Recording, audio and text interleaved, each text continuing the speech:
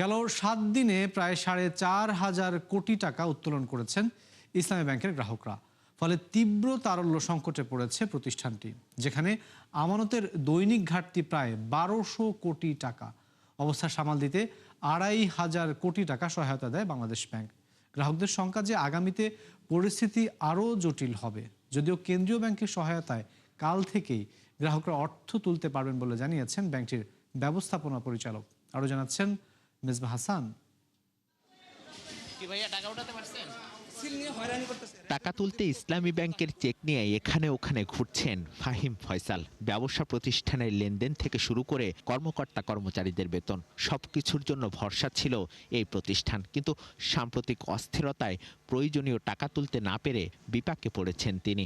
নিরাপদের স্থল ছিল বলেই তো আমরা ইসলামিক অ্যাকাউন্ট খুলছি। তো এস আলম যেহেতু বাংলাদেশ থেকে হাজার হাজার কোটি টাকা লুটপাট করে নিয়ে গেছে, তার কোনো দোষর যেন এখানে ব্যাক করতে না পারে, এটা অবশ্যই আমরা দাবি রাখি। রাজধানীর কারওয়ান বাজার শাখায় ভিড় বেড়েছে স্বাভাবিক সময়ের তুলনায়। গ্রাহকদের ভাষ্য, চলমান বিতর্ক ও অনিশ্চয়তার কারণে অনেকেই তুলে নিচ্ছেন আমানত। গত সপ্তাহে টাকা ঢুকছে, মানে গ্রাম থেকে পাঠাইছে। এখন দুই ব্যাংকে করলাম, তারা দিতে পারতেছে না। আওয়ামী লীগ এস আলমকে দিয়ে যা ধ্বংস করে গেছে, বাকি এখন বিএমপি তাদের সাথে মিলে একটা গুজব বা যে কোনো দালালেরা উঠেছে, সহজে ইসলামী ব্যাংক ধ্বংস হবে না। বিশ্বাসের জায়গাটা তো আস্তে আস্তে নড়বড় হয়ে যাচ্ছে, ঠিক আছে, কিন্তু বিশ্বাসের জায়গাটা ধরে রাখার জন্য সবাইকে আন্তরিকতা হওয়া উচিত, যে একটা ব্যাংক যাতে স্থিতিশীল থাকে এবং কাস্টমাররাও বিশ্বাসের স্থান ধরে রাখতে পারে। কেন সবাই টাকা পাচ্ছে, আমরাও টাকা ডিপোজিট করতেছি, আমরাও উত্তোলন করতেছি।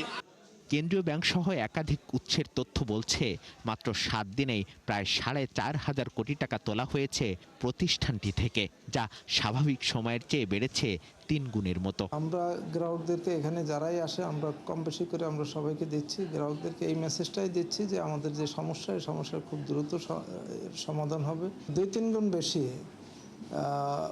এটা আমরা গ্রাহকদেরকে হয় কি অনেক সময় দেখা যায় আমাদের গ্রাহকরা এই সমস্ত কারণে প্যানিকড হয়ে তারা টাকাগুলো তুলে নিয়ে এরপরে এমন সব জায়গায় তারা ইনভেস্ট করে, অথবা এমন সব মানুষের কাছে টাকা তো নিয়ে কেউ ঘরে রাখে না। অর্থ উত্তোলনের প্রবণতা বাড়ায় তারল্য সংকটে পড়েছে ইসলামী ব্যাংক। তাই অবস্থার উন্নয়নে রোববার 2,500 কোটি টাকা সহায়তা দেয় নিয়ন্ত্রক সংস্থা। আমাদেরকে আজকে প্রথমবার ক্যাশ সাপোর্ট দিচ্ছে, সেটা দেওয়ার পরে আমাদের আজকে লেনদেনের কি অবস্থা, ওটা দিয়ে আমরা কতটুকু সংকলন করতে পারছি, সামনে আমরা কি প্রজেকশন আমাদের আছে, এই বিষয়গুলো নিয়ে আলোচনা। এদিকে চেয়ারম্যান খুরশিদ আলমের অপসারণ সহ 7 দফা দাবিতে ইসলামী ব্যাংক টাওয়ারের সামনে কর্মসূচি চালিয়ে যাচ্ছেন সচেতন গ্রাহকরা। তারা ব্যাংকে প্রবেশ করবে, মেজবা হাসান, 71, ঢাকা।